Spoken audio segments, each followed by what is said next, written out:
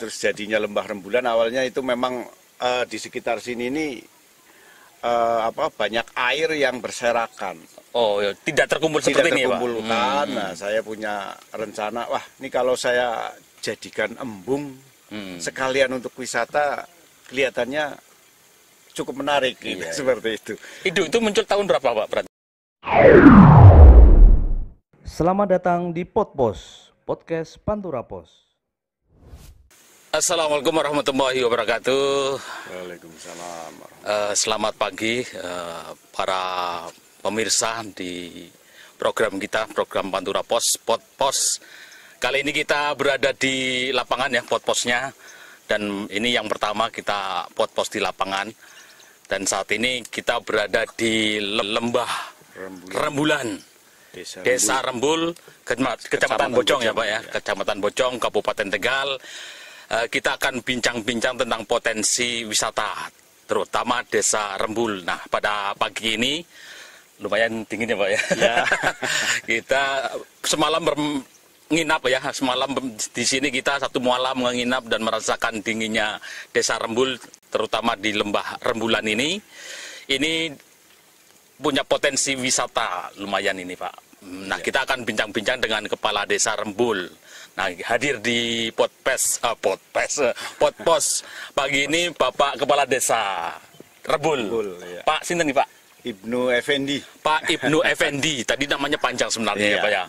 Muhammad Hairil Ibnu Effendi. Empat kata. Jadi lebih singkatnya dipanggil Pak Ibnu Effendi saja. Oke, kita pagi ini mau ngobrol-ngobrol tentang potensi wisata, bagaimana rencana desa mau menjadi BUMDes atau apa. Nah, ini pagi ini kita ikuti Podpos Pantura Pos untuk bicara masalah ini, Pak. Iya, terima kasih. Pak, mungkin ini awalnya dari mana, Pak? Kok tiba-tiba karena Rembul punya potensi ini ya, Pak? Iya. Cerita, Pak, tentang itu, Pak.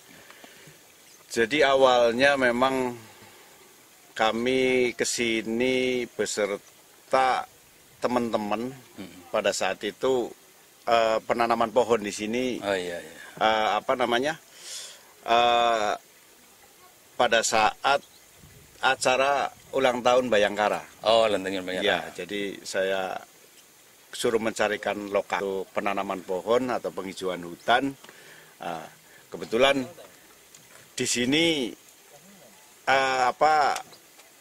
tempatnya cukup bagus, terus saya punya angan-angan kok ini kalau dijadikan embung atau lembah rembulan itu. Iya. Terus jadinya lembah rembulan. Awalnya itu memang di sekitar sini ini banyak air yang berserakan. Oh, ya. Tidak terkumpul seperti ini, Pak. Nah, saya punya rencana, wah ini kalau saya jadikan embung sekalian untuk wisata, kelihatannya cukup menarik, gitu, seperti itu. Itu muncul tahun berapa, Pak? Berarti, Pak? Kalau ide muncul tahun 2018. 2018, oke. Tapi ini pelaksanaannya di bulan Oktober 2019. Baru 1 tahun ya, ini hampir Agustus Oktober 1 tahun ini ya. Diawali dengan apa, Pak, waktu itu, Pak? Pada awalnya saya membuat jalur. Jadi karena susah untuk membawa alat berat, jadi otomatis saya membuat jalur di atas untuk turun ke sini. Setelah sampai sini, beko itu ini untuk membuat galian. Oh, berarti ada jalur dari sini? Jalur, ya. Saya pinjem lewat jalur hutan. Kebetulan di atas sana sudah ada jalur hutan. Bisa dilalui oleh beko, oleh ekskavator. Saya langsung untuk turunnya ekskavator sini, saya sekaligus membuat jalan menuju sini. Iya. Tetapi awalnya saya juga bingung gimana kalau nanti lewatnya sana untuk para pengunjung. Ya, wisatawan. Saya pikir berat sekali. Nah, saya meminta sama warga masyarakat Dukuh Sinusa yang mempunyai tanah di sini untuk membuat jalan. Alhamdulillah tanah itu tidak beli, diberi. Diizinkan ya, Iya, diizinkan. dihibahkan oleh rakyat. Dihibahkan oleh masyarakat. Luar biasa, Iya, ya. Dukuh Sinusa Desa Rembuli ini untuk menuju Lembah Rembulan ini. Nah, alhamdulillah sampai sekarang ini sudah ya begini, bisa buat selfie, buat camping, buat macam-macam. Ini belum diresmikan ya Pak ya? Belum. Ini belum diresmikan karena masih proses pembangunan. Pembangunan. Ya? Ini masih berapa persen Pak menurut panjenengan Pak? Ya kalau menurut saya ya kurang lebihnya baru 50 lah, 50% dari ya. angan-angan Bapak. Dari angan-angan. Ya, betul itu. Jadi nanti gimana Pak? Ini kan berarti akan menjadi seperti BUMDes ya Pak? Akan diserahkan ke BUMDes atau planningnya menggait investor atau bagaimana Pak? Termasuk anggarannya Pak? Ya, kalau anggaran memang awal saya menggunakan anggaran dana desa. Jadi di 2018 saya menggunakan dana desa 200 juta untuk penggalian embung ini, sama untuk membuat layout tanah-tanah yang ada di sini. Jadi untuk fasilitas-fasilitas semua di sini itu saya gunakan dana desa. 2019 saya membuat kolam renang. Oh yang itu ya. Kolam renang. Itu pun di atas ini ya Pak, ada kolam renang. Di atas ada kolam renang, air dingin, dan luar biasa. Kalau untuk terapi juga sama dengan air panas. Kalau air dingin justru terapi lebih bagus katanya, seperti gitu, kata orang Jepang. Iya. Nah, itu saya buat kolam renang dengan air dingin. Nah, jadi biar wisatawan juga beda, kalau mau air panas jelas lari ke Guci. Tapi kalau untuk air dingin saya buat di sini. Berarti ini udah ada pembeda ya. Ada khusus di sini, nanti ada pemandian air dingin. Kalau di Guci air panas, kalau pengen yang dingin sekali di sini. Ya. Nggak beku tapi ya Pak. Betul, tidak. Jadi berarti anggaran dari ADD ya Pak itu? DD ya, dana desa ini kira-kira untuk ini masih cukup atau bagaimana Pak ini? Atau masih perlu bantuan dana investor atau masih banyak, mau menggait investor atau gimana ini Pak? Sementara ini saya belum dulu. Tidak ya, belum ya. Semampu saya, saya kepenginnya kalau bisa, ya kalau saya masih mampu, saya tetap saya laksanakan. Ini semua fasilitas yang ada di sini memang bukan pakai dana desa, tapi menggunakan dana teman-teman saja lah. Dari yang istilahnya ada swadaya ya, ada swadaya. Iya. Oke. Nanti kalau misalkan jadi BUMDesnya belum ada Pak? Atau BUMDes sudah ada. Nama BUMDes ininya ada? Sinar Rembulan. Sinar Rembulan. Iya, Rembulan. Berarti mulai BUMDes ini mulai diadakan itu tahun berapa Pak? BUMDes diadakan tahun 2018 akhir. 2018 ya. Jadi dari rintisan terus langsung dibumdeskan ya. Dibumdeskan. Ada diketuai siapa Pak? Pak Hafid. Pak Hafid, iya. Itu direktur BUMDesnya Pak Hafid. Jadi gini, nanti rencananya kalau ini sudah sempurna, sudah bisa dipasarkan, baru kami serahkan ke BUMDes untuk pengelolaannya. Oh iya.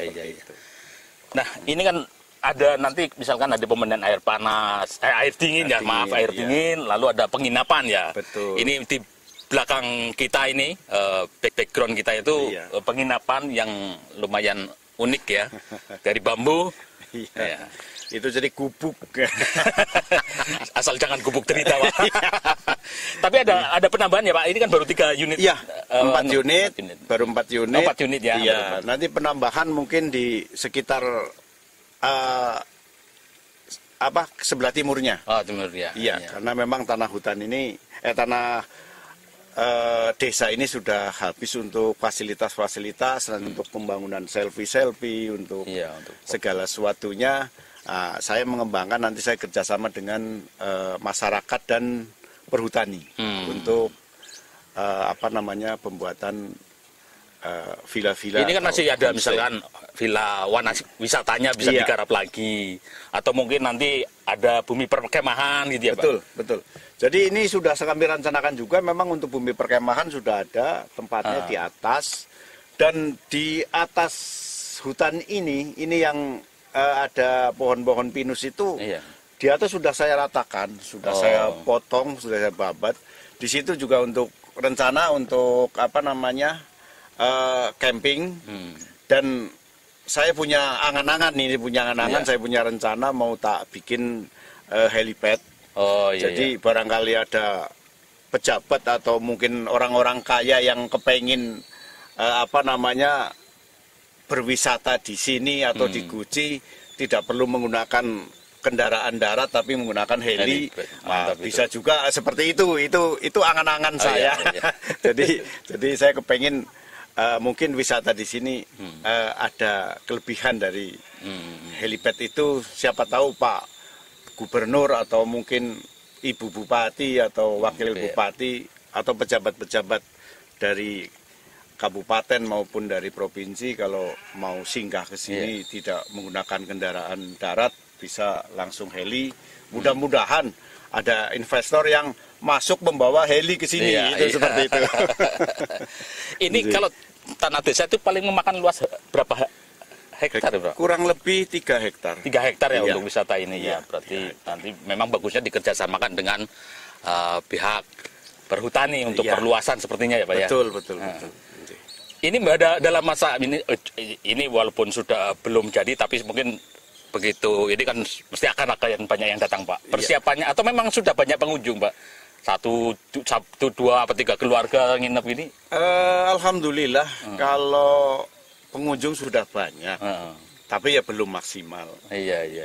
Kalau menginap di sini juga sudah setiap malam Minggu atau malam Sabtu atau hari libur selalu full di sini untuk penginapan meskipun masih ya memang saya menciptakan wisata di sini ini untuk alam. Iya. Jadi kalau toh bikin homestay atau mungkin bikin villa atau apapun namanya penginapan itu saya bikin kesederhanaan di sini. Iya. Jangan istilahnya orang dari kota sudah biasa hidup enak ke sini yang enak lagi ya. Ini saya mencari alam di sini atau mungkin untuk yang mau nyewa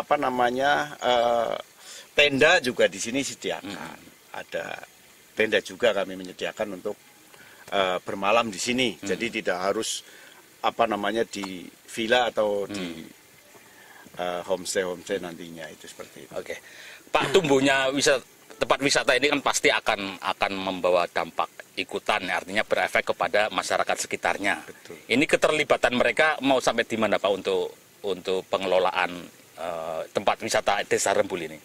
Justru itu saya menginginkan masyarakat Duku Sinusa terutama ini atau masyarakat Rembul pada umumnya, kami menginginkan supaya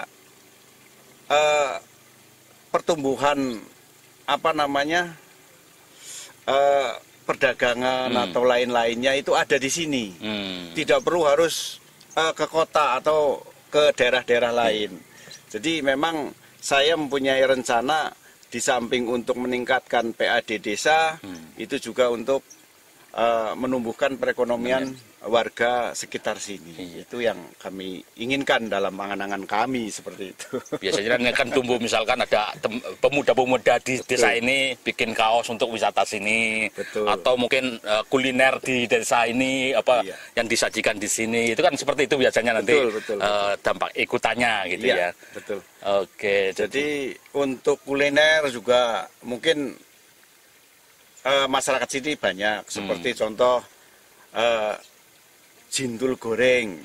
Jintul goreng. Stik goreng, stik jintul, stik dages. Terus ada jalabia. Itu dan kuliner lain mungkin kalau mau berwisata di sini tidak perlu repot-repot kepengen menyate bawa kambing dari bawah, tidak perlu. Kami sediakan kambing hidup. Kambing hidup, jadi nanti bisa manggang atau langsung potong di sini dan ada tukang potongnya, tukang nyatenya di sini ada. Tinggal sambil kipas-kipas bersama keluarga, silahkan tinggal pilih kambingnya. Itu aja, nanti ada harganya. Itu seperti itu.